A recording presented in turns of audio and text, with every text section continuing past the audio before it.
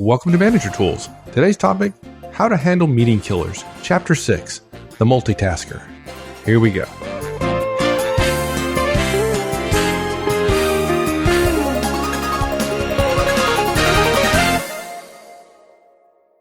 Today we're going to share with you our guidance on how to address behaviors in meetings that reduce meeting effectiveness. This particular show is based on a popular 2012 Wall Street Journal article, and this chapter deals with handling a multitasker and also reviews some of the journal's general meeting guidance. Now, Mark, the Wall Street Journal article was headlined entitled Meet the Meeting Killers and talked about a whole bunch of different behaviors in meetings that can ruin meetings. And for those of you who don't know, it was the 15 May 2012 edition and was available to non-subscribers at the Wall Street Journal website, at least for a time. So you may want to check it out if you haven't already. Now, we've recurred to this paper a few times, and we've talked about the jokester, the dominator, the naysayer, the silent plotter, the rambler. And today we're going to talk about what might be the most frequent type of meeting killer you'll see in meetings, the multitasker. Yeah, and I'll tell you, something you and I were talking about before we started the cast. One of the underlying problems with the article that I haven't talked about before, this is our last cast, so I want to talk about it now. And I mentioned this to a friend of mine the other day, and he didn't get it. And that is that the problem with the article is it implies that it's the people in the meetings that are the problem with meetings. And that could be true, but if we want to be professional managers, the only way we can say that's true is if we do everything we can to run an effective meeting. And frankly, if you go to a meeting and the meeting's terrible, it's probably not mostly the attendees' fault. It's mostly the managers or the meeting leaders, the facilitators' fault. Yeah, you think? So I have to say, so I have to say that this is a classic case where they've actually come up with some good recommendations. And of course, they're manager recommendations. But they imply that the problem with meetings are the people in the meetings. And the solution, of course, as always, comes from a management perspective. Not because all the best answers come from managers. That's not true. But rather because somebody does need to be in charge of meetings. And it's not hard to be good at meetings. It's just a discipline. And those of you who have been through it know what it's like when you go through the process. You push people a little bit harder and they get way better at meetings and they say, wow, this is so good. So in this case, we're going to talk about multitaskers. We're going to talk about what they do and then how you can change their behavior and when you have moments where you can actually change their behavior. And then we'll finish off and go over the guidance that the journal gave, which actually was pretty good. Yeah, good. Okay. So, maybe it was just that the article was about obvious or egregious behaviors, but the fact that multitasking didn't get a starring role, that kind of surprised me. Yeah, I think, look, it's certainly the most frequent thing. It's just not obvious. And I think in the case of journalism, it's not dramatic, right? And I think, frankly, they didn't want to try to tear people's BlackBerries or iPhones or Androids out of their hands. It is the worst. It is the most frequent. It's not the hardest to stop, though. It's just by far the biggest pandemic we've got. People think it's okay to multitask, and it's just dumb. It's just and pandemic is right? I mean, this thing has gotten out of control.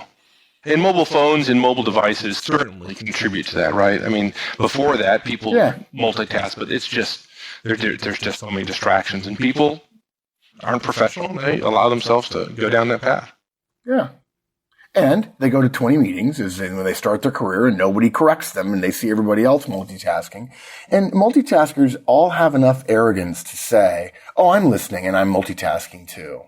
I'm texting and I'm listening. I'm with you. Oh, that's what my kids do. I mean, I'm talking to them. We're sitting there having a great conversation, and then their phone buzzes or whatever, and they pick it up, and they're texting with their friends and say, "Oh, go ahead, Dad, I'm listening." Oh, really? Yeah. Really? Yeah. That's not what I call listening. That's what I call thumb typing. Yeah. Look, multitasking is a big problem. We see it and hear it all the time.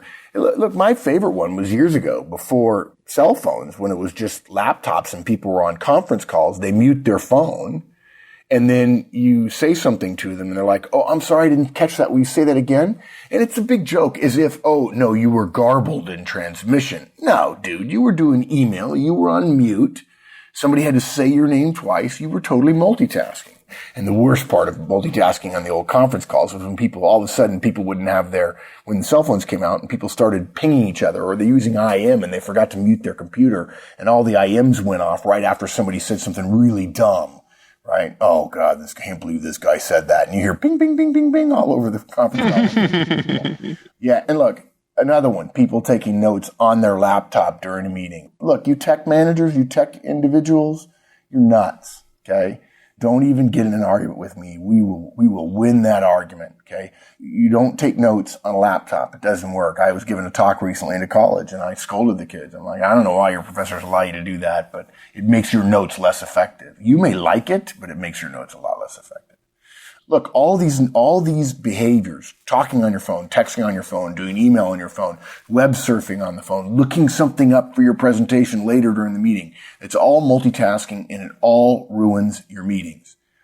And managers, if you have multitasking happening in your meetings, look no further for the reasons why the meetings start late, because people think, well, I can show up late because they're really not effective meetings because we're multitasking, and they finish late and they don't accomplish things, and then people don't like them. And then that's a downward spiral because they're like, well, I have to go, so I'm going to try to be effective in my own way rather than giving it up to the team.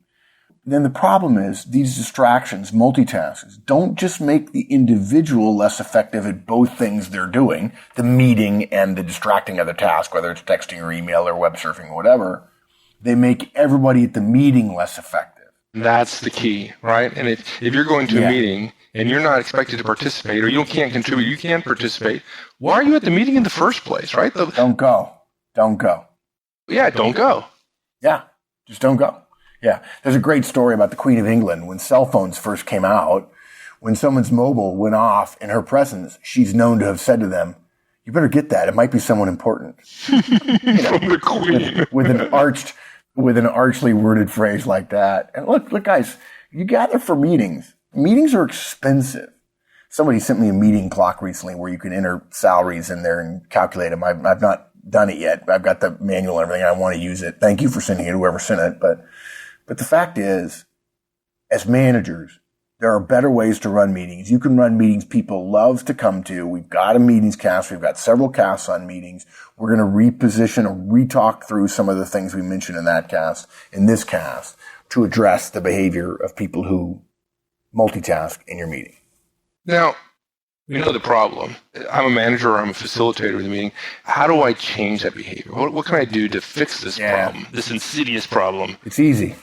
Yeah, the question really is how and when, and there are three things you can do. Something before, something during, and something after. The before is you set ground rules, the during is you enforce the ground rules, and the after is you give negative feedback or just give feedback when somebody breaks the ground rules. This sounds so boring, dude. We've talked about all this kind of stuff. I know. I'm sorry. I had to say it because somebody's thinking it, right? Somebody's thinking it. I grew up when I was 9 years old. I think I want to teach management and be boring.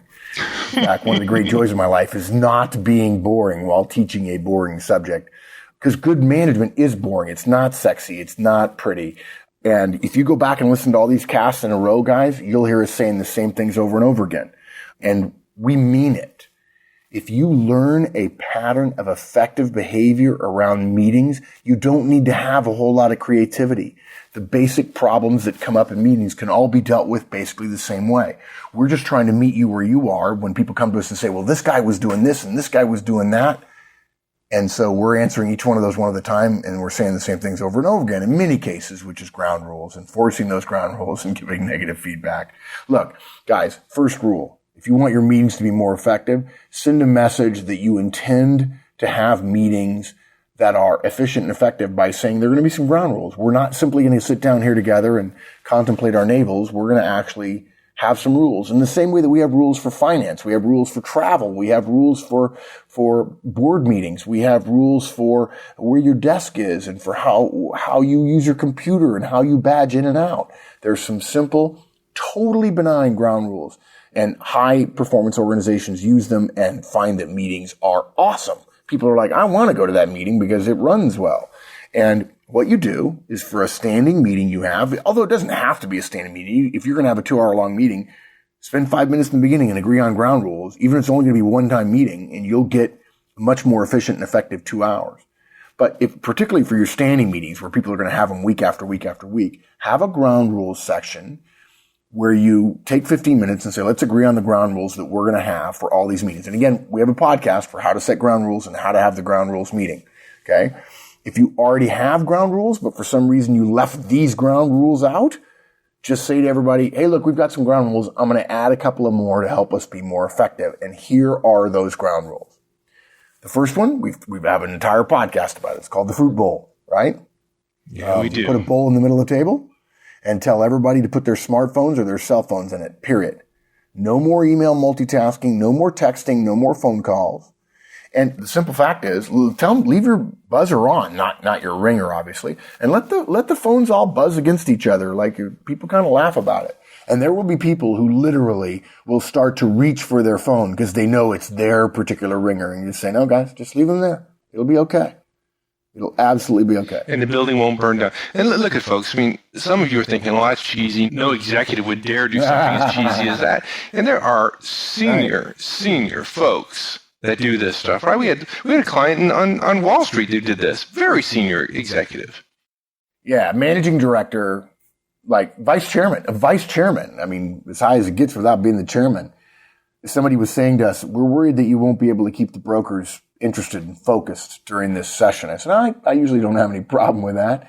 And she says, yeah, look, do what I do, man. We don't mess around. They come into my room. They come into my meeting. We're quick and we're efficient. And all the blackberries go in the fruit bowl.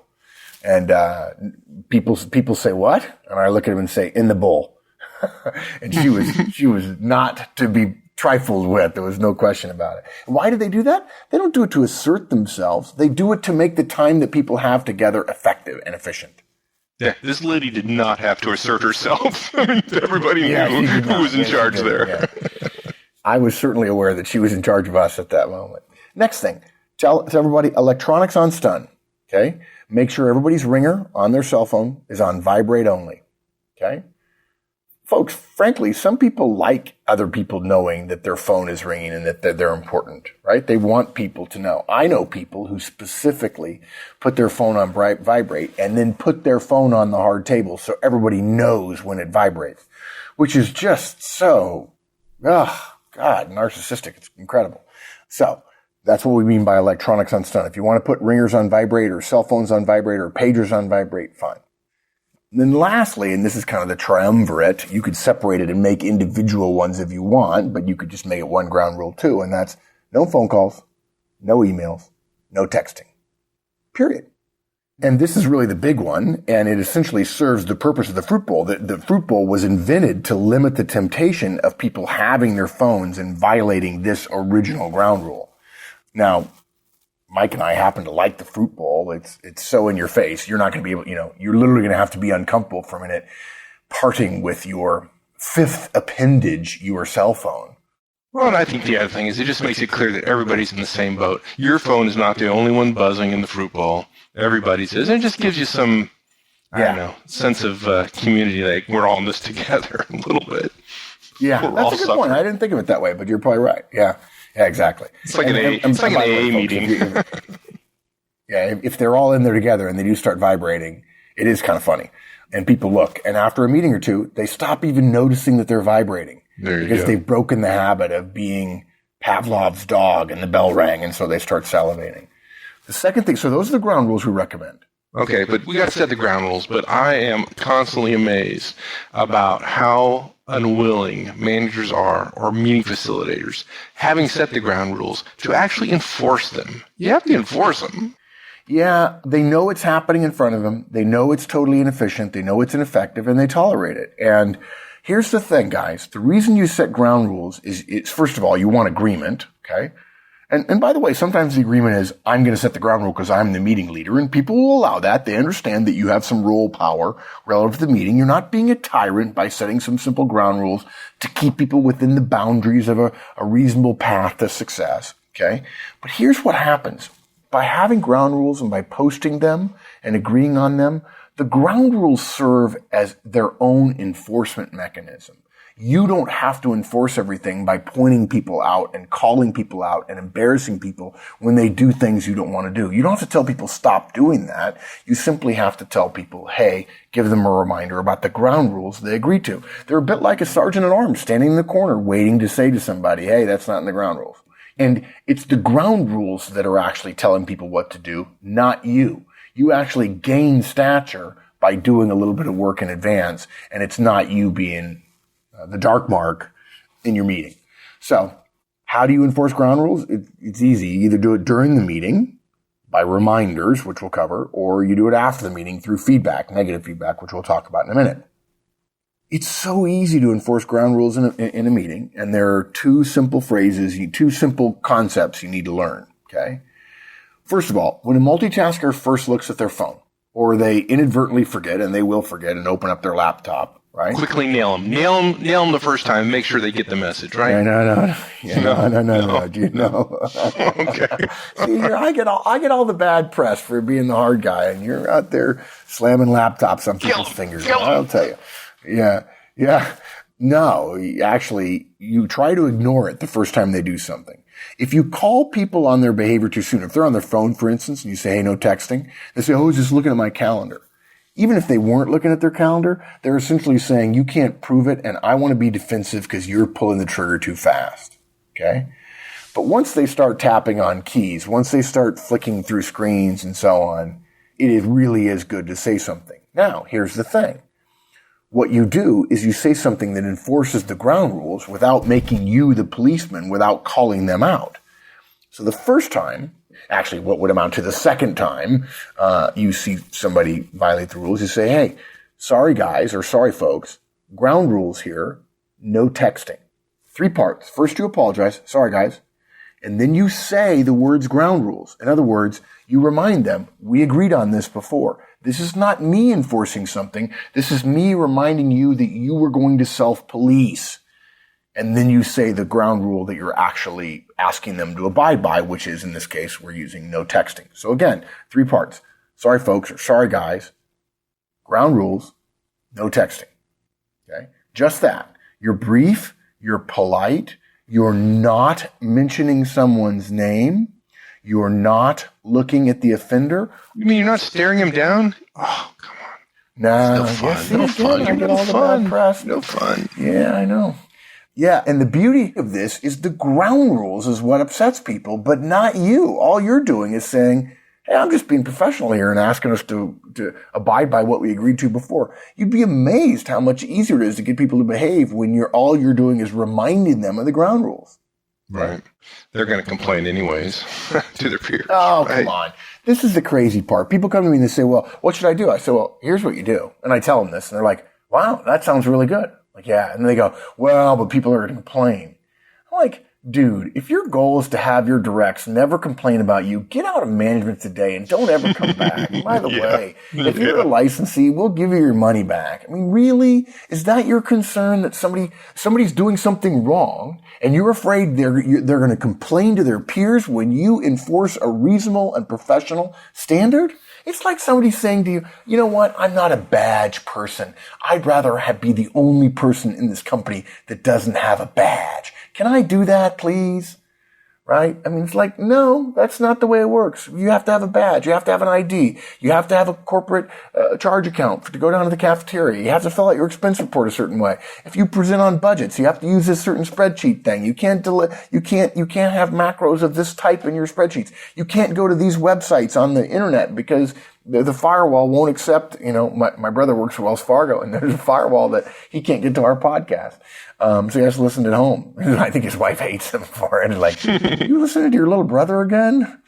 But look, that's what you're doing. You're essentially, you're applying a flexible ground rule to a specific situation in order to get better results. If you're going to be worried about what people think about you, well, you're in the wrong business. The result of insisting in a polite way is a lot less multitasking your meeting. That's the point. And if somebody complains but the meeting gets better, his peers will tell him to shut up because the meetings are better. And they'll start saying, dude, just stop doing it, okay? If you didn't do it, he wouldn't have to pinch you for it. At some point, do I get to really just crucify this guy or? No. Let's not. That's a bad word. That's a bad word. But no, you don't. But in the first case, you say, sorry guys, ground rules, no texting. Generic, general, not looking at the guy. The second time he does it, you say his name, Robert, and then please, and then no texting. You never tell somebody to stop doing something when you're enforcing ground rules. The ground rules are something we're supposed to adhere to. If you say stop, you're taking it away from a ground rule and you're telling them as their boss or as the meeting leader what to do and what not to do. And you end up having to spend some of your political capital, and you may end up, what ends up happening is you ding the person more. And that may cause them to be less motivated to be focused on, and they may get their feelings hurt, and people do. Well, the way you said it, though, didn't sound like you were getting angry or you were putting any special emphasis on his name, or you were being polite, almost maybe even smiling when you said that. Did you mean to be that polite when you said it? Yeah. Look, okay. If you're the boss already, if you're a manager, you don't need to do things to make yourself appear to be the manager. You just say, hey, and I got to tell you, please is a wonderful thing, a great word. I've told people before, my favorite phrase is yes, please, thank you. Usually when, hey, would you like some more coffee? Right? Because please is a positive word. People don't mind the word please. And you're not begging. You're not suggesting that you're begging this person and that he has the power to continue doing it. You're just being a polite professional. Let's not offend if we don't have to. So we say his name, and that's what's really important. You get his attention. Robert, please, no texting. And you've used his name. You look at him when he does it. And at this point, it's rare somebody doesn't get it. Yeah. Okay. All right, so meeting's over.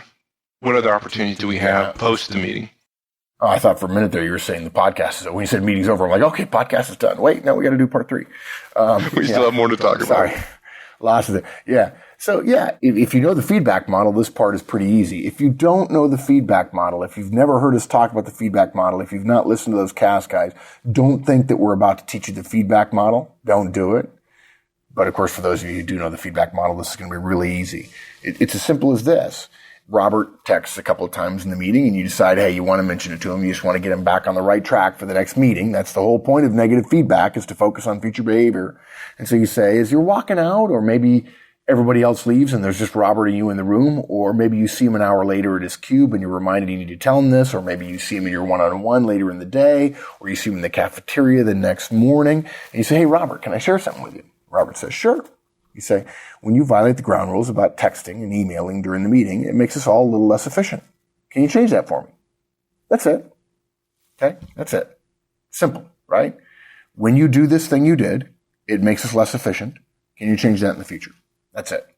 Another one. I can say, hey, can I use some feedback? Robert says, or I can say, can I share something with you? Or can I make an observation? Robert says, sure. I said, when you text during a meeting, it's against the ground rules. It slows us down. Can you stick to the ground rules in the future? Robert says, sure. And I would say, thanks, dude. Sweet. Or if I want to be clever, I'd say, sweet, dude. Thanks. All right. Now, people give me a hard time about talking like that, but I know I've been accused of being intimidating, which I think is silly because I'm not intimidating. You just feel intimidated around me. I'm big. I can be direct, and I use casual words in order to reduce any chance that negative feedback stings. And so I'm telling you guys, you can say thanks, dude. And you use the word dude, and you can use sweet, and you can say cool, and you can say awesome. And if you're a manager, you don't realize how big your sign is. Remember, your directs do not think of you as a nice person. They think of you as their boss. Believe me, it's true. You may, in fact, be a nice person. I suspect you are. That doesn't mean your directs think of you that way. They think of you as their boss. And so therefore, when you're dinging them, if you want to use that crass a phrase for what professional negative feedback is, it doesn't hurt to be polite. It doesn't hurt to try to maintain casualness. It doesn't hurt to relax a little bit, because the whole point of negative feedback is to change future behavior, which means we're not focusing on the past. We're not angry about what happened. If you're angry about what happened, you ought not to be given feedback, because we're trying to do it in a relaxed way. Exactly. Yeah. And it's a lot more pleasant to give feedback that way. It's a lot more pleasant to receive it. And it's a lot more effective, which is what we really care about. It's more effective. Yeah. This article in the Wall Street Journal was interesting because, well, we love the journal. So let's first thing, let's say that. I mean, it's the one, it's the one journal that I read every single day without fail. But, you know, we often don't agree with some of the writing that we find in the journal when it comes to management advice. This is an exception. We liked a lot of the recommendations. We did. When we agree with them, it's usually with platitudes. But the problem with most journalism when it comes to management is they're not managers and they don't know what they're talking about. And they're just repeating what other people say. And there's a lot of people who say a lot of dumb things about management. Now, I have to tell you something. One of my favorite things I've ever learned in my life. In fact, I'm sure till the end of my life, long after I'm retired and only playing golf, hanging out with my family, I will be reading the journal every day. It is a great joy for me. And I remember the first time I heard the phrase, if it's not in the journal, it didn't happen. Which is, by the way, the journal that's not a marketing line from the journal. That's a reader saying that's how powerful the journal is. Now, guys, believe me, there are other great journalistic papers. The New York Times is fabulous. The Economist is great. The London Times is good. The Globe and Mail is a good paper. There are lots of good papers. If you're in Silicon Valley, the Mercury is really, really good, particularly covering technology. But our point is, they're often wrong when they give management advice because they're not managers. They don't know how to manage. Editors really aren't, even though there are managers in journalism, they don't really manage very well. They edit other writers, but that doesn't necessarily make them a good manager. And journalism organizations don't think about themselves as having lots of managers in them. However, sometimes they get it right. Sometimes they get the right people to ask questions of, and they get good information. In this case, they did. This article had some solid recommendations. We know they're solid because we made many of them 7 years ago. We've been repeating them ad nauseum for those of you who've been with us since the beginning. We've used them for 20 years ourselves, and many of you have written to us and said, you're not going to believe it, it worked. so let's run through the journal's recommendations. Mike, I got to tell you something. On my tombstone, it's going to say, you're not going to believe it. I'm dead. So the first thing they said is set a clear agenda. Yep, we definitely said that. It's core. It's simple. We have a cast about how to create agendas. It's really, really easy. We even have a cast about how to create a super simple agenda if you want to start with baby steps, which you really don't need, but if you have to have it, we've done it for you. Go back and listen to that. Just go to the website and search for Agenda Cast and you'll find it. Second thing, impose a no devices rule. Well, it sounds like the fruit bowl to me, or devices on stun. Or they say schedule periodic tech breaks for email, text, and phone calls.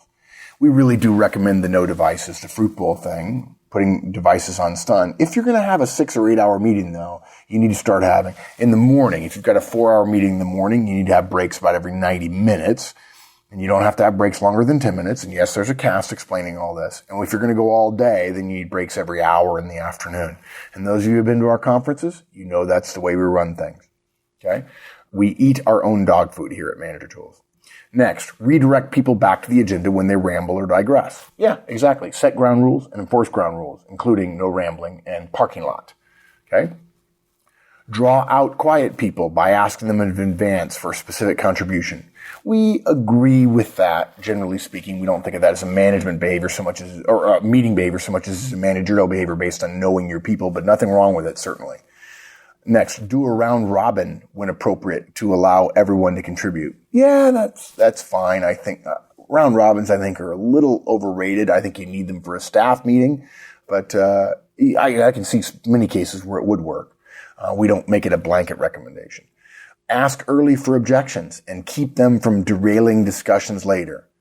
Yes, absolutely. We haven't given this specific guidance, but we like the idea that it's good to separate discussion and brainstorming and creativity and so on from the actual decision and action planning, which happens after a decision, because of course a decision is not just a choice, but actions afterwards.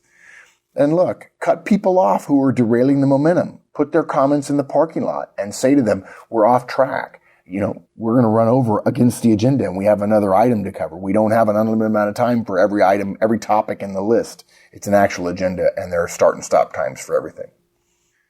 Limit the length of slide presentations. Yes, this is always a great one. I tell people the ratio of slides to minutes is 1 to 10. And they said, yeah, that's about right. We agree. I said, really? I said, yeah, 10 slides a minute. I said, yeah, you're off by a factor of 100. 100.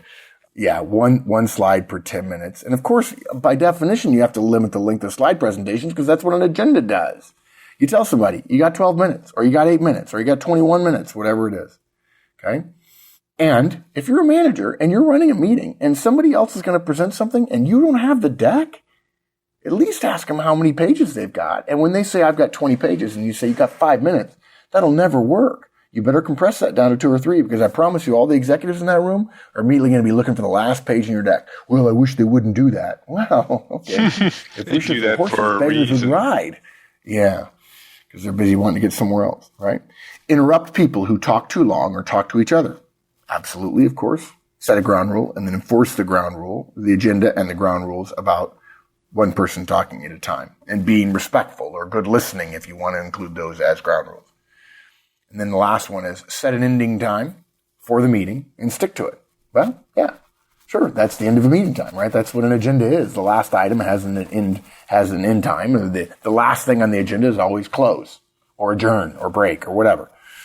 And the way you end a meeting on time is you say, okay, time's up. I'm leaving, and you walk away. People will learn really quickly that we're not going to be sloppy in the last 5 minutes. We're not going to ship products late because all of our meetings run late. We're going to start meetings on time and finish meetings on time, and we're going to meet our deadlines. You see this over and over again in the great companies and the great divisions and the great organizations. They start and stop on time. They get things done on time, and they ship products on time. And that's it. It was a great article. We loved it. It had cute illustrations. I don't know that they're still available whenever you're listening to this. But we talked about the jokester and the dominator and the naysayer and the silent plotter and the rambler, which the journal said was the toughest. And we talked about multitasking last because even though it wasn't one of the key ones, it was talked about in the article, and it's a hugely benign problem that we've got to address. And then we went over the reasons why the article was actually pretty good. They had some good guidance. Guys, multitasking is so prevalent, and we've got to stop.